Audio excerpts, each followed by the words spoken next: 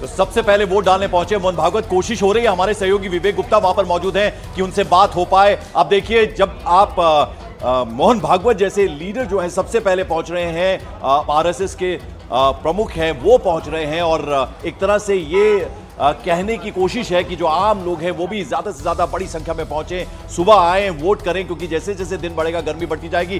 जरा हम जाएंगे विवेक के पास, लेकिन इस बीच हमारे साथ विवेक, आपको आवाज मिल रही है हमारी? ये एक्सक्लूसिव तस्वीरें हैं विवेक। जी पंकज, देखिए जिस हिसाब से बताया था कि यहाँ पर मोहन भागवत शुरू से ही हमेशा वोटिंग जब जैसे ही वोटिंग शुरू होती है उससे 5 से 10 मिनट पहले पहुँच जाते हैं। इस बार भी 6:50 पर 10 मिनट पहले वो पहुंचे हुए हैं, और उनके साथ आरएसएस के कई नेता भी मौजूद हैं। 7 बजे यहाँ से ये पोलिंग शुरू होगी। 10 मिनट तक मोहन भागवत इंतजार करेंगे, और इंतजार करने के बाद पहला वोट, जिस तरह से न्यूज 18 इंडिया ने सबसे पहले बताया था कि 6:50 या 6:55 पर मोहन भागवत जो आरएसएस के सरसंघचालक हैं वो इस पोलिंग बूथ पर पहुंचेंगे, और ठीक जैसे ही पोलिंग बूथ शुरू होगा, जो वोटिंग शुरू होगी, पहला वोट वो मोहन भागवत जी डालेंगे। और तो एक तरीके से रूबिका, एक तरीके से ये एक मैसेज है, जब कोई वीवीआईपी इतनी सुबह उठकर वोट डाल सकता है तो फिर आम जनता को भी वोटिंग का पूरा अधिकार है, वो भी अपने घर से बाहर निकलें और वोट डालें। आपको बताना चाहेंगे कि नागपुर में अभी का टेम्परेचर वो 36 डिग्री है, लेकिन जैसे जैसे दिन ऊपर चल जाएगा गर्मी बहुत ज्यादा बढ़ती जाएगी। इसलिए चुनाव आयोग और जो यहाँ के जो नेता हैं उन्होंने साफ तौर पर लोगों से गुजारिश की है कि जितनी सुबह हो सके, आज उन्हें ऑफिस से और दफ्तर से छुट्टी मिली हुई है, जितनी सुबह हो सके वो सबसे पहले आए, जो हम पोलिंग बूथ तक पहुंचे और अपना मतदान करें। तो एक तरीके से पंकज और रूबिका ये एक मैसेज जाता है कि जब कोई वीवीआईपी, और वैसे भी रूबिका ये परंपरा रही कि जिस पोलिंग बूथ पे मोहन भागवत वोट करने के लिए आते हैं वहां सबसे पहले वो सालों साल से जब भी वोटिंग होती है तो सबसे पहला वोट उन्हीं का होता है। जरा मनोज बुला रहे हैं हमें। मनोज, आपके पास क्या जानकारी? यहाँ पे देखिए 7:15 बजे अभी टाइम आया है। ये भोपाल जो छिंदवाड़ा का शिकारपुर पोलिंग सेंटर है, यहाँ पर कमलनाथ को वोटिंग करनी है 7:15 पर, ऐसा उनके ऑफिस से पता चला। लेकिन यहाँ पर लोग अभी भी यहाँ पे लाइन लगाकर लगे हुए हैं, और देखिए लाइन लगना शुरू हो चुकी है, और जो इंतजार कर रहे हैं लोगों में अच्छा खासा उत्साह है कि सारे काम छोड़ दो। और सबसे पहले लाइन लग चुकी है। रवि हमारे साथ बने हुए हैं। रवि, मेरी आवाज आप तक पहुँच रही है? क्योंकि हम बकायदा देख पा रहे हैं कि वो वहाँ रवि तक शायद रूबिका आवाज नहीं जा रही, लंबी कतारें हैं, लेकिन अगर दर्शक देख पाए तो जी हंसती मुस्कुराती कोमल नजर आ रही है। जरा उनके पास चलते हैं। उधमपुर जितेंद्र सिंह वहां से उम्मीदवार है। रूबिका, कोमल, मॉर्निंग।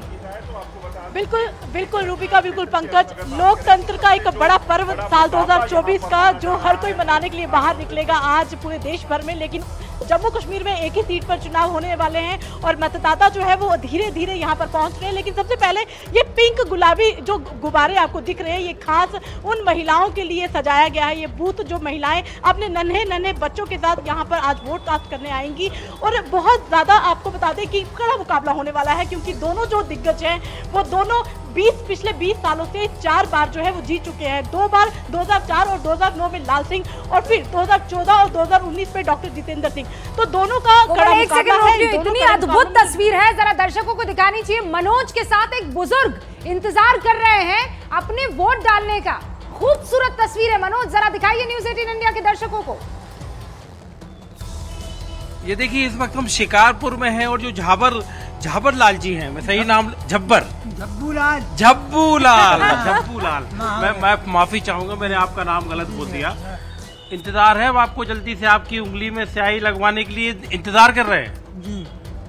हाँ। तो इस बार जो स्याही लगवाएंगे, क्या दिमाग में क्या चल रहा है, थोड़ा कुछ बताओ। क्या चलेगा, पंजा चलेगा। अच्छा, तो वोट डालते हो तो उस समय सोचते क्या हो? लगते क्या डालते हैं, बस स्याही लगाते हैं। हाँ, उसमें लगाते हैं हम गरीब आदमी हैं, खाने पीने को तकलीफ भी आती है, कोई देते नहीं हमको, आप मजदूरी छोड़ के बैठे। लेकिन फिर भी आपको लगता है कि वोट जरूर डालोगे? नहीं, डालते तो हमेशा डालते, हमारे चांद पर आ गया डालते तो क्या होना। अब आप तुम्हारी दुआ है, जैसा बने वैसे करोगे। आप बुजुर्ग हो गए, सियानपन आ गया, लेकिन आपने वोट डालना नहीं छोड़ा। और उसके बाद आप कहते हो कि आपकी गरीबी नहीं हटी, फिर भी लेकिन आपको लगता है कि आपकी ये वोट एक दिन आपकी जिंदगी बदलेगी। जी हाँ। क्या खूबसूरत लाइन कही है मनोज, क्या पावरफुल लाइन है कि हम उम्मीद नहीं छोड़ेंगे। लेकिन नेताओं को ये सोचना चाहिए कि जब्बू जी ये कह रहे हैं कि मुझे देखिए वोट करते करते जो शुरुआत हुई थी, अब मैं उम्र की ढलती हुई शाम पर पहुंच गया हूं, लेकिन मेरी जो स्थिति है उसमें किसी तरह का कोई परिवर्तन नहीं आया, लेकिन उम्मीद मैं नहीं छोड़ने वाला हूं। बस अब कुछ ही मिनट बाकी है, मैं वक्त देख पा रही हूं 6:54 हुए हैं। 6 मिनट के बाद पहला वोट पड़ना शुरू हो जाएगा 2024 लोकसभा चुनाव के पहले चरण का। बिल्कुल, और वो खूबसूरत तस्वीर जिसका जिक्र आपने किया है रूबिका, यानी वो बुजुर्ग गरीबी में जीवन बीता है लेकिन उम्मीद अभी तक उन्होंने नहीं छोड़ी है, ये तो एक तस्वीर है। दूसरी तस्वीर युवा मतदाता इस बार कितने हैं वो भी हमने आपको जानकारी दी है, तो वो खूबसूरत तस्वीरें भी हम आपको दिखाएंगे जब यूथ वोट करने के लिए आएगा। और कहते हैं कि भारत का जो फ्यूचर है वो यूथ ही है, तो ऐसे में उनका वोट बहुत अहम होने वाला है। अरुण हमारे साथ हैं, अरुण जितिन प्रसाद, आप उनको कैच करने की कोशिश कर रहे हैं, आप उनके घर के बाहर हैं, जरा आप ये बताइए कि क्या तैयारी चल रही है वहां पर। देखिए पंकज, हाई प्रोफाइल सीट है, हाई प्रोफाइल नेता हैं, विवादों में ये सीट है। वरुण गांधी का टिकट कटा है, जितिन प्रसाद को दिया गया है, कांग्रेस से आए हैं, मंत्री बनाया उनको, विधान परिषद का सदस्य बनाया, लेकिन पहली बार बीजेपी में आने के बाद जनता से सीधे मुखातिब हो रहे हैं जितिन प्रसाद, और इसलिए चुनौती भी है और इसलिए अवसर भी है। अगर पार्टी उनको यहां से टिकट देने लायक समझी और वो टिकट दे रही है, यहां से चुनाव जीत जाते तो उनका कद और बढ़ेगा और केंद्र में मंत्री भी बनाए जा सकते, क्योंकि ब्राह्मण चेहरे की तलाश उत्तर प्रदेश में हमेशा से रही है भारतीय जनता पार्टी को।